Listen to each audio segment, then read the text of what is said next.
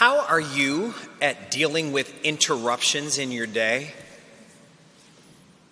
Interruptions are a part of life just about every day. One day, on a beautiful, summery afternoon, I was driving on a country road, and it was one of those days where my windows were down and every curve felt so good. And then all of a sudden, on this country road, I saw brake lights ahead.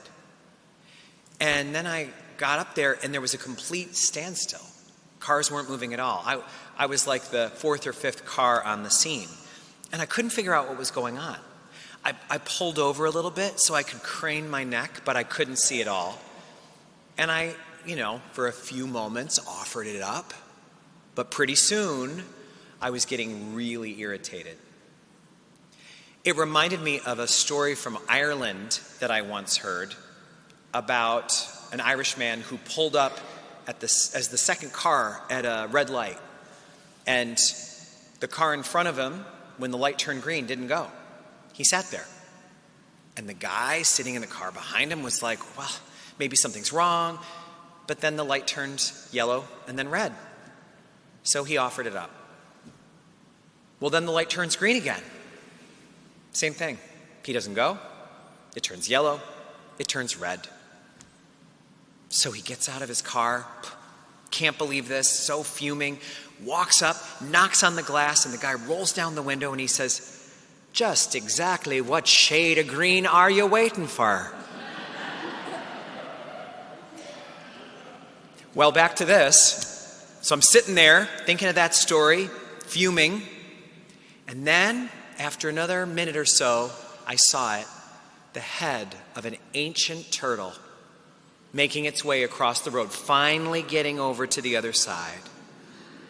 And suddenly I was so grateful that that driver saw the turtle and that what could have been a tragedy wound up being a moment of mercy. Interruptions. They're never welcome, but they are a big part of life. And that's what we're hearing about in the gospel today.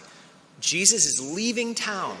He spent a whole day ministering to people and healing them and blessing them. And any of you who work in the service industry know about this, right?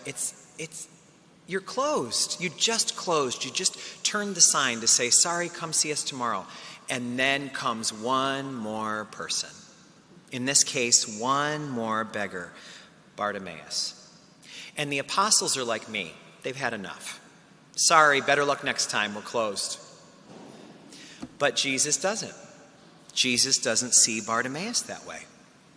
To Jesus, Bartimaeus was a divine appointment on his calendar that he didn't see ahead of time, but that was very important for him to keep.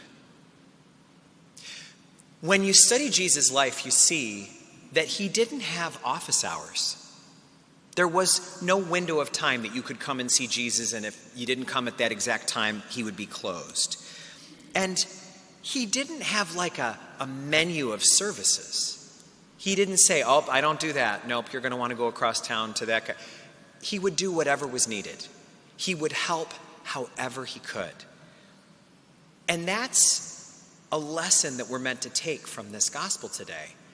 That to be God's servant, to be someone who's God's agent in the world, so much of what we do is just helping the person who's in front of us with whatever their need is, whether we saw it coming or not.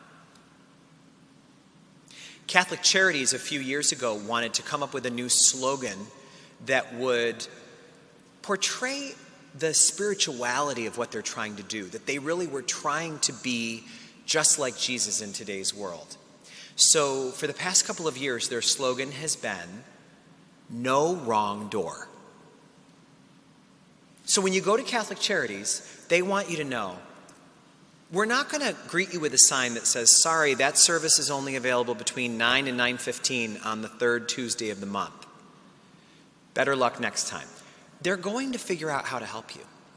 If you come to the maternity services office with a utility bill that you can't pay, they're not going to tell you, "Oh, you came to the wrong place. We can't help you." There's no wrong door. They're going to find a way to help you. Whatever door you come in, they will make sure that it's the right door. So once we recognize that serving others is basically helping, it's meeting the need that's right in front of you, whether or not it fits your job description, whether or not your degree is really about that, just serving the need that's right in front of you, we start to see that service is for everybody all the time. There's nobody who's not qualified to serve, because it's always about just pitching in and doing something for someone else that is needed. In one of my former parishes, we had a big parking lot problem. There was a section that had a big divot in it, a big dip, and so whenever there was a rain, it was a lake. It was a lake that took up about 5 or 6 spaces. We've got a little bit of a problem like that over at the school, but not quite so bad. But there's still some lakes over there you got to be careful of. Well, this lake was big. And so one day, Lori, our business manager, saw an older man parking in the lake. And when he got out of the car, he was got his cane, and he was kind of struggling to step over the water. And she said, "Sir, why don't you park right over here? You don't have to park in the water like that. Why don't you just move your car right over here?" And he said, "I know, but at this Mass, all the spaces are usually taken. And I'd rather take this one so that no one else has to walk in the water." That's what service looks like. Can you imagine if somebody saw him doing that, the kind of domino effect of kindness that would unleash? Just doing something kind so that someone else doesn't have to be inconvenienced. One way we can look at life is that because we're all God's children, we're all in one great big household together. We're all members of the same household. And just like any house, there's chores. So these acts of service are the chores.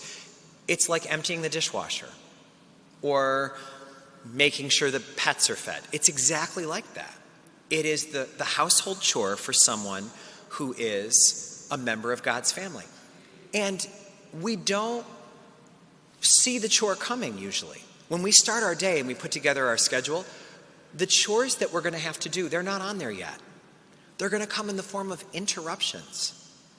And we're going to be given the opportunity to allow ourselves to see that differently, to see it as a divine appointment instead of just another interruption. On Wednesday, I was working on this homily at a coffee shop over by the Northway. And my back was to the door, and I was in the middle of kind of a tricky transition where I was trying to figure out how was I going to say this and have it flow into that. And then I heard a couple behind me, and the woman in a French accent said, "Maybe he can help us." And it was one of those moments where I thought, please don't let the he be me. You know that feeling? Can it be another he? But it wasn't. It was me. And they said, "We're trying to get into Canada." That's why she had the French accent. They lived in Virginia, but that was her home, and she was returning home for the first time in a couple of years. And she said, "We need a negative COVID test in order to get over the border, and we have one, but my grandchildren always help me with these iPhones. I don't know how to get in here to show them that I've had a test." So I said, "Well, does your phone open using your thumbprint or with your face?" And she said, "I don't know." So we got to the bottom. It was a face. And so then we got in there, and I found the link that CVS had given them to their test results. But to get the link to activate, you have to put in your year of birth, and she didn't know how to scroll. So we figured out how to get her date of birth in there. We got her phone number in there. And then she got overzealous, and she pressed submit too early, and it was rejected. And you had to go back and start all over again. And that's when I started to think, listen, I am doing important work here. I do not have any more time for this. Until I realized that the important work I was doing was writing a homily about how interruptions are divine appointments. So I finished helping them. And we got their test results, both negative, thank God, and hopefully they are having a really wonderful reunion in Canada. Every one of us is going to get an assignment, and we're going to get one today. It might be very subtle, but we're going to get one. We always do. In one of the parishes I used to serve at when I was a seminarian in Boston, they had a parish school that when you walked in had a nautical theme for their decorating. So it was like they had portholes and they had ships and they had waves and they had dolphins. It was a whole nautical scene. And above the door it said, "Welcome aboard." And beneath it said, "On this ship there are no passengers, only crew." And I thought, that is what baptism is. We say at baptism, "Welcome aboard." There are no passengers on this ship, only crew. And the captain has an assignment for you that's going to be coming up any second now.